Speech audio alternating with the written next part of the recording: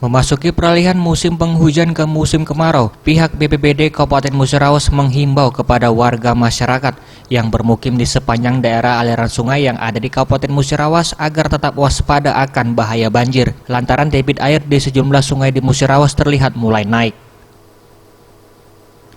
Naiknya debit air sungai ini disebabkan oleh curah hujan yang cukup tinggi beberapa hari terakhir di wilayah Kabupaten Musirawas dan sekitarnya. Selain banjir, kemungkinan akan terjadinya adanya cuaca buruk seperti tanah longsor dan angin puting beliung.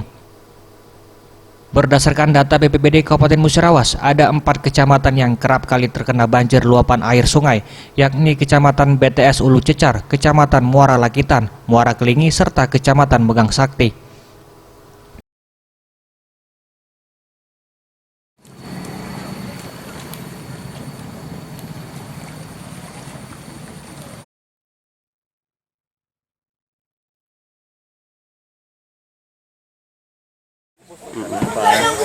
Ya, ada peralihan ini kan ada hujan cukup cerah kan, tinggi, untuk kejadian banyak banjir. Kedua terhadap longsor, puting beliung, dan kita tetap siaga.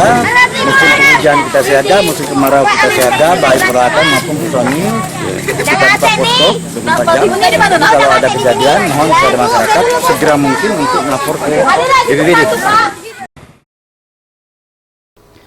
Sementara itu, mengantisipasi bencana di wilayah Kabupaten Musirawas, saat ini pihak BPBD Kabupaten Musirawas telah siap siaga baik di musim penghujan maupun di musim kemarau dengan telah membuka posko pengaduan bencana alam selama 24 jam. Jika ada kejadian, masyarakat agar cepat melapor ke pihak BPBD untuk meminimalisir kejadian buruk yang menimpa akibat banjir dan cuaca buruk. Tim Liputan Sriwijaya TV.